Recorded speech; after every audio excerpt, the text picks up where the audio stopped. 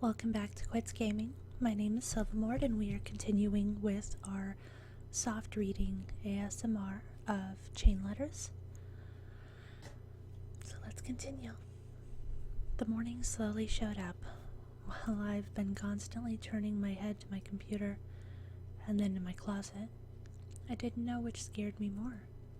The fact that I received a chain letter in my phone right after I deactivated my account, or what's hiding in my closet. We'll definitely have to talk about this. It was 7 o'clock. I had used more effort to get out of the bed this time due to my lack of sleep last night. However, I may have slept for a couple hours. I turned on my computer and waited for it to finish booting. I gasped. What is this? The desktop, or the background, the background image on my computer's desktop had been completely changed. It went from a nice beach in Okinawa to a black background with thin red words. It read, "You can't hide forever, Kotaro." Yep, we're definitely gonna have to talk about this. Then I heard my mother's voice outside my door. "Kotaro, are you okay? I hear you talking to yourself." "Yes, Mom, I'm fine. I was just dreaming." After finishing up showering and putting on my uniform, I headed downstairs. My parents, both with serious expressions on their faces, were watching the news.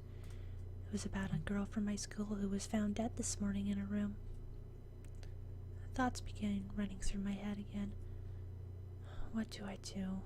What should I do? I wasn't very hungry that morning, so I went to the kitchen to grab a bagel instead of eating a full meal. "Good morning, Kotaro." "Good morning, Mom." "Kotaro, it's starting to become dangerous in this city. I know you love to hang out with your friends, but can you please come home a little earlier from now on?" "Yes, Mom, I will." Whatever it is that's killing everyone is still out there, sneaking into everyone's houses. I just want you to be safe." "I understand, Mom. I'll be careful." Before my mother turned around and headed back to the table, I wanted to tell her about last night. I thought about it, but of course she wouldn't believe if I told her we're being attacked by cursed chain letters. So I continued to walk into the kitchen and grab a bagel. I left the house 30 minutes early this time since I got out of bed early and had to check on Fumi. "Hey, Fumi. Is everything okay?" "Yeah. Everything is fine. I'm outside my house now. Where are you?" "I just left my house. I'm heading your way now." "Okay, I'll see you in a bit." As I walked through the even colder weather, I could see Fumi by her house, but the others were standing beside her. "Hey guys, you all had the same problem, right?" "We did. I'm so scared, Kotaro. We all received chain letters on our cell phones after we deactivated our email accounts. I don't understand. It's like it knows we're trying to get away from it." "Alright, so now what? Are we going to cancel internet from our phones too?" "This is going to be a bigger problem than I thought. We'll probably have to do that for the time being." "Sure thing. I'll handle that right after we get out of school." "So our email and internet are for our phones. Anything else?" "I don't know. We'll find out soon." We all walked through the same rusty school gate and headed towards the school building. I saw a couple of girls crying and hugging each other. I was pretty sure it had to do with the girl that died that morning. Marina and Takashi headed to their classes while Fumi and I went to ours.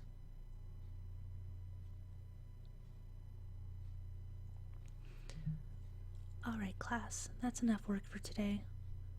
For now, I'd like to do a bit of research on this chain letter everyone has been talking about.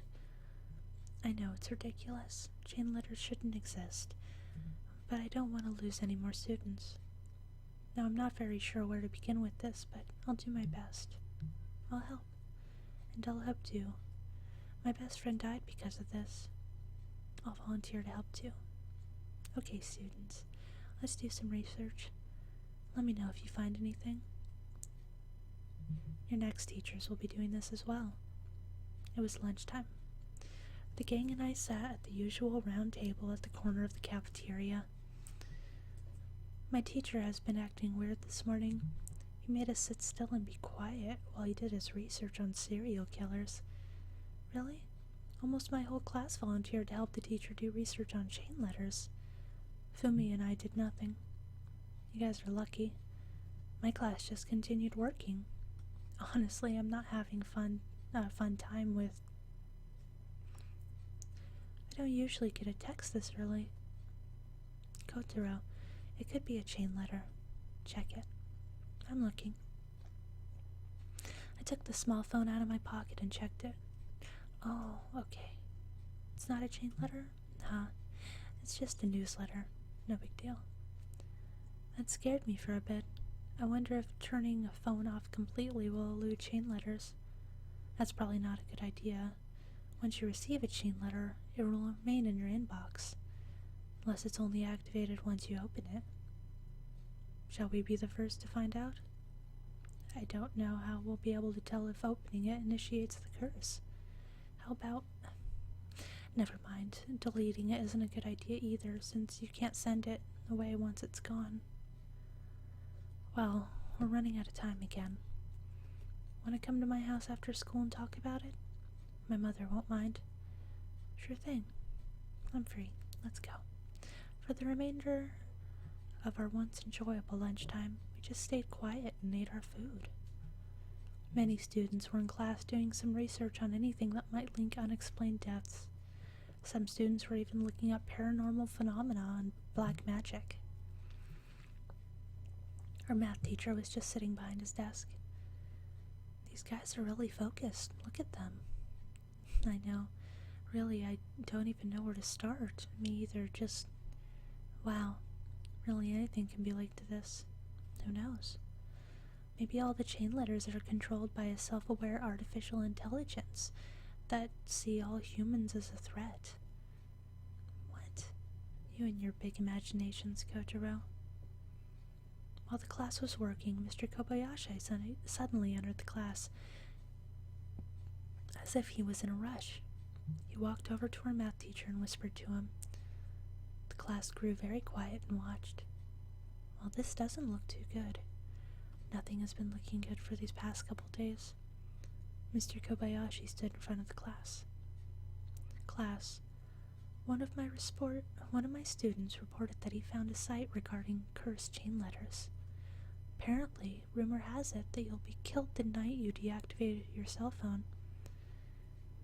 Now I know it's a rumor, but let's avoid as much trouble as we can. Do not deactivate your phone, students. I've already informed the police. I'll let everyone know anything else we find. Keep up with research. After Mr. Kobayashi finished informing us, he picked up a suitcase he forgot in our classroom and left the class. The loudness in the classroom resumed. Damn, can anything else happen? Let me quickly log off one of the laptops in class and closed it. I can't focus, Kotaro. The whole thing is just... it's getting worse. Definitely. We're all part of this too. You, me, Takashi, Marina. All I can say is I hope somebody finds the answer quick. I could see the fright in their turquoise-colored eyes. Fumi. While she was still seated, I stood up and hugged her. While hugging, I put my arms around her head. I could feel her silky hair. I tried to reassure Fumi as much as I could, but then... Hey Fumi, are you okay? She's fine. Shut up, slacker. I was asking her. Daiki, why now? Why do you have to be like this at a time like this? Oh? Why are you always slacking off? We're supposed to be researching and you're over here trying to get in her pants. Are you serious? Dude, go somewhere else. I'm fine, Daiki. Thanks for asking. Good. I'm always here if you need help. I'm pretty reliable, unlike somebody. Oh man, I didn't know anyone can get this stupid. I know, right? You might want to fix that. Yeah, whatever. Go do some work. I'd smack you right now, but obviously we have bigger problems. Time is of the essence. You can go ahead and keep screwing around. I should be the one saying that. Forget about him, Kotaro, but really, we have other things to worry about. Yeah, we'll have to inform Takashi and Marina after school if they haven't heard it already. Am I the only one that didn't hear about that rumor? I guess so. Right after lunch, one of my classmates announced it to the whole class. Damn. Thanks for letting me know. This problem is snowballing into pure chaos. I know. We'll have to prepare for the worst. Anyways, how about going to your place, Marina? Oh, right. Let's see what we can do about the chain letters. On our way to Marina's house, we noticed a group of students from her school heading to a cell phone store. I was never sure what they were going there for. Man, I hope they aren't about to cancel their phones. If that's what they're doing, I guess not everyone has heard about the rumor. Man. I'll be back, everyone. I'll just go in and ask my mother if I can bring you guys in.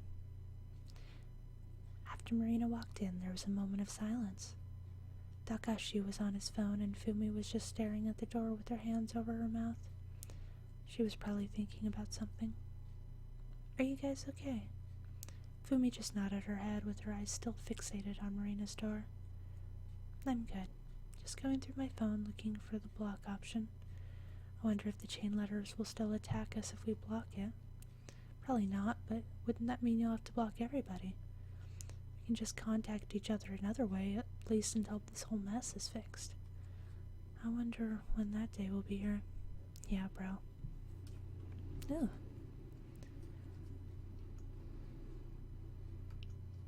That sounded really bad. Marina must be in trouble. Let's go in. Marina, what's going on? Marina? Mitz? Oh no. As soon as I turned my head to where Marina was looking, I saw her mother.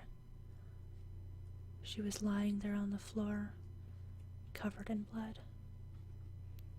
Oh my gosh. Fumi. Hey.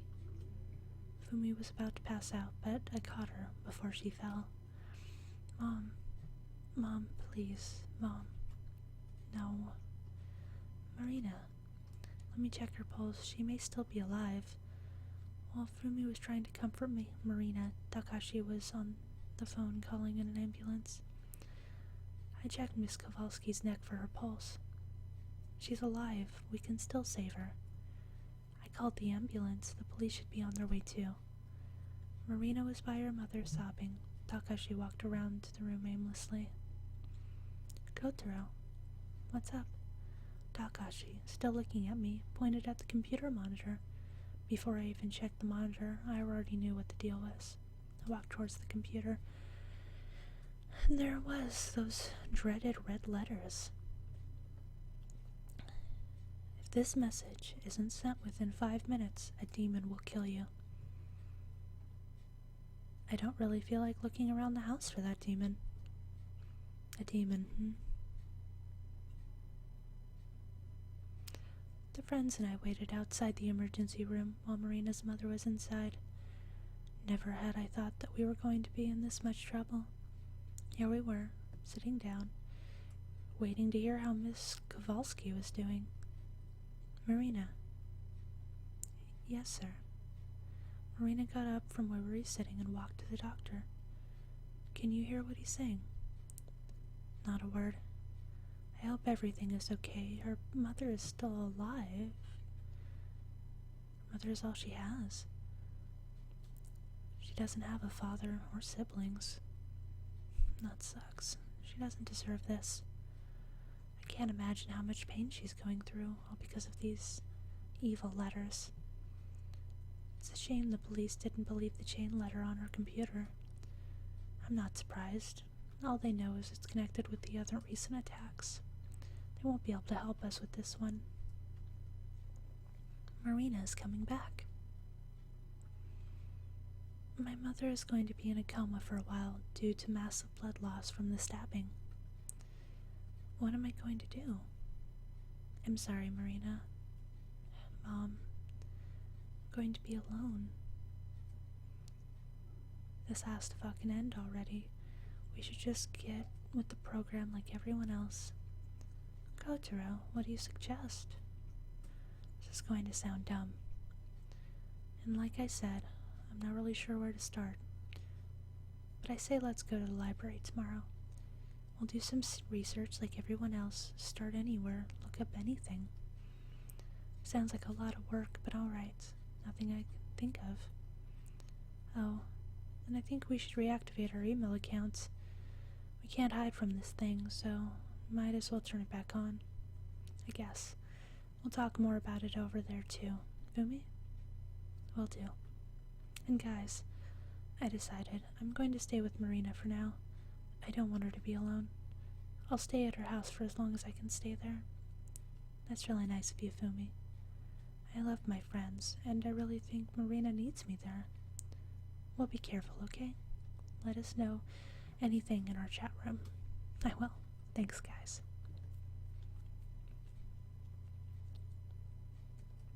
It was 9 o'clock at night when I got home. My parents gave me this very intense stare that was painful just to look at when I walked in. Not a single word was said. Hey. Kotaro, you're home late. Didn't your mother say to come home early from now on? I'm sorry, Dad, but I don't want you to get hurt, Kotaro. It's not safe around here now. Marina's mother is at the hospital. She was attacked today. What happened? Miss Kowalski. You see, Kotaro, people are being attacked. We don't want the same thing to happen to you. I'm sorry, Mom and Dad. Marina is my friend. I wanted to be there for her when she needs us. My friends too. I understand, but please don't be out too late, okay?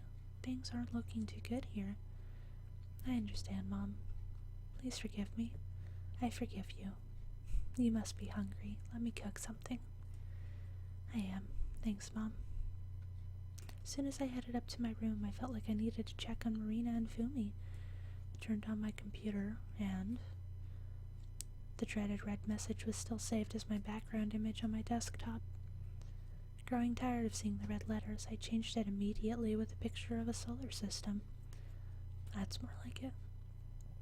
I reactivated my email account, logged in, and found Takashi, Fumi, and Marina already online. You guys reactivated your accounts quick, as soon as I came home. I felt the need to. How's Marina? She's fine. She's sitting beside me right now. I hope you feel better soon, Marina. We're always here for you. Ah, she's smiling. By the way, you received a chain letter just a while ago. You sent it, of course, right? Yep. But watch out. One could be going your way any time. You've got mail. Oh, great. As soon as you mention it, here it is. Time to send it. However, now that I know that sending these away will keep me safe, I felt like I could take time and read it. So I opened it and read it. My name is Riho. I'm 10 years old, girl. I was born with extreme birth deformities, with 4 arms, 4 legs, and half a face. I hate kids. Kids would bully me every day, so I cut them all to pieces. Guess who's next? If you don't send this in the next 5 minutes, I'll come out from under your bed, and it'll be your turn. That's some scary stuff. Too bad for you, though. Let's see who I can send this to. What the? Whoa. What's going on? No big deal. The electricity went out. It'll return. That's what calmly went through my head until I remembered. Oh no. The chain letter. I gotta send it.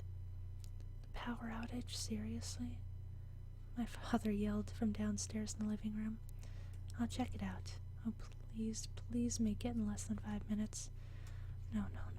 My heart started beating like crazy. I didn't know if this was the work of the chain letters or just pure coincidence.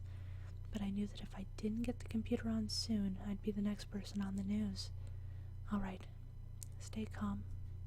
Stay calm. I got this. Then I started hearing something faint under my bed. It sounded like something dragging underneath it. Oh no. Gotta get out of here.